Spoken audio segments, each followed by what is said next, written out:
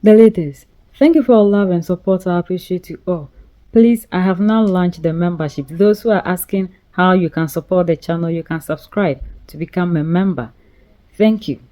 People have a blueprint to follow in order to destabilize Africa, to keep us poor so we never rise up. Africa has been designed centuries ago to be poor so that other people outside the oppressors who came and colonized us will continue to rise up through civil wars, getting us corrupt leaders who love wealth instead of progress. They gave us an educational system that teaches us things that will glorify the oppressor. So whatever we go to learn today in school is only there to teach us how to love our oppressors and go against everything that makes us a people. Anybody that will rise up to unite Africans, they make sure they do away with that person before that narrative or that idea spreads. We are taught to hate our own selves, our culture. We are made not to benefit from the resources that we have. Ours is to exploit the resources in their raw form. They give us leaders who do not industrialize our countries. The majority of Africans do not know that the leaders that we have serve the interests of the oppressed, and that is why when they come, they will never build us any industries. They make sure we come out of school without any skills, practical skills. We can't be innovative. We can never do anything on our own. We are just there as workers. If you wanted to stop Africa from becoming a superpower, you wouldn't have to invent a new strategy. The blueprint has already been written, tested, and perfected over centuries. You'd start by making sure Africa never unites. The easiest way to do that is by keeping people divided along ethnic, tribal, and religious lines. If they ever start working together, remind them of past grievances. Stoke old wounds. Fund separatist movements. Keep border disputes unresolved. Make sure every time they take one step forward, they take 2 steps back because they're too busy fighting each other. You'd install leaders who serve foreign interests, not their people. Find the most corrupt, the most easily manipulated, the ones who crave wealth and status more than progress. Offer them power in exchange for loyalty. If a leader rises who actually cares about Africa, get rid of them. Assassinate them if necessary. But if that's too messy, just destabilize their government and back a coup. If they talk about nationalizing resources, make an example out of them. If they try to unite Africa, take them out before the idea spreads. You'd keep Africa economically weak by making sure it never industrializes. Let them export raw materials but never process them themselves. Control the mines, the oil fields, the rare earth minerals. Keep them selling cheap and buying expensive. If a country tries to break free and build its own industries, sabotage it. Place sanctions, destabilize its currency, fund local opposition, crash its economy. If that doesn't work, orchestrate a civil war. People can't build when they're too busy trying to survive. You'd make sure their education system produces workers, not innovators. Teach them history that glorifies their oppressors. Make them think their cultures are primitive. Their ancestors were savages. Their future depends on foreign approval. Train them to memorize, not to think critically. Keep their best and brightest looking overseas for opportunities. Make them dream of escaping Africa rather than fixing it. Offer scholarships that take their top minds to the West and never encourage them to return. Let the continent keep training doctors and engineers only for them to go enrich other nations. You'd control their narratives. Own their media. Control their stories. Dictate their image to the world. Make them believe they are corrupt, hopeless, eternally in crisis.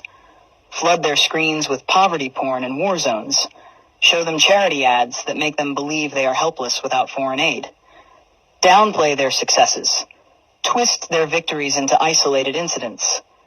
If an African country develops a groundbreaking innovation, credit a foreign investor. If an African leader implements a successful policy, frame it as an anomaly rather than proof of competence.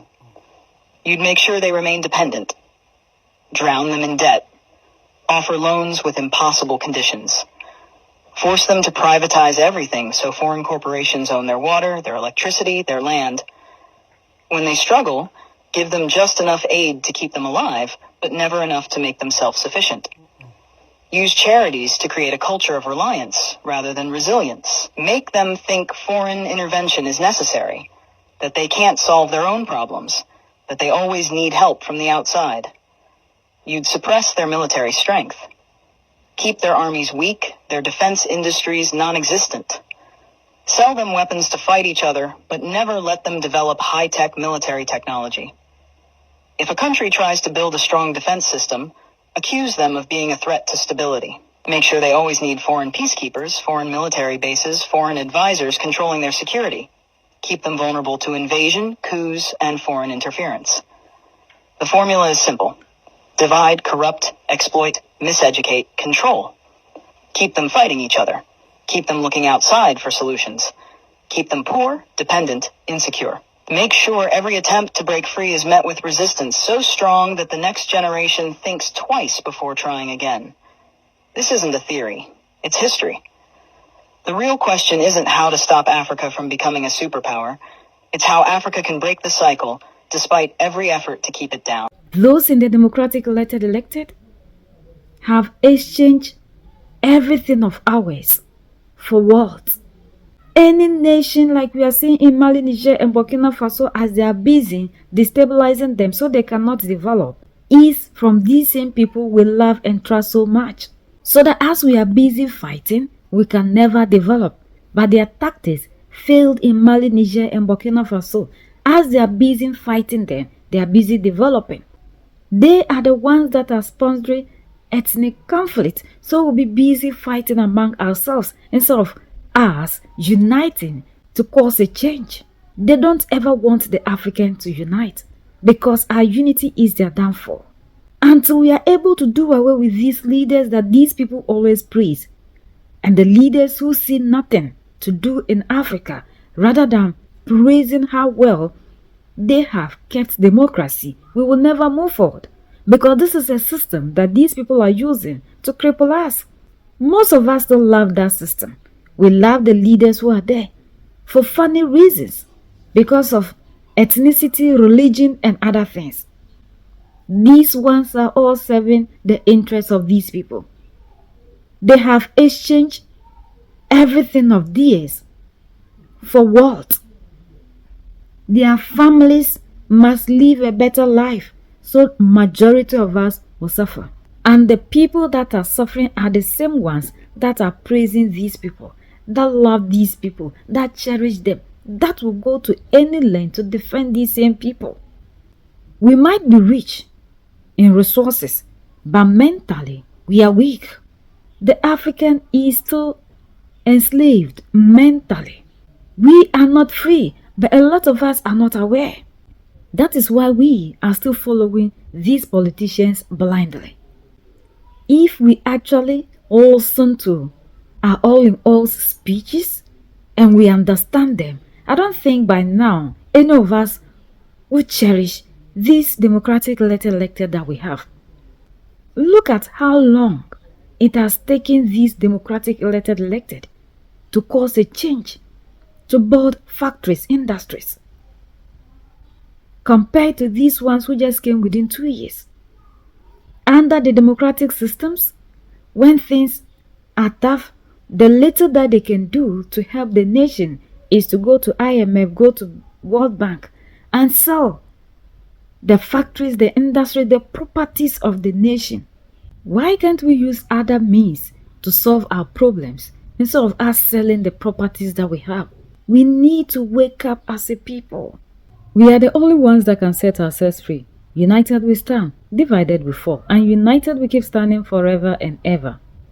The greatest enemy of the African is mental slavery. So let's decolonize ourselves from mental slavery. Let's keep sharing to educate our brothers and sisters. Together we make Africa great for ourselves and the next generations that are going to come. So that's the latest around the world and in the United States of America.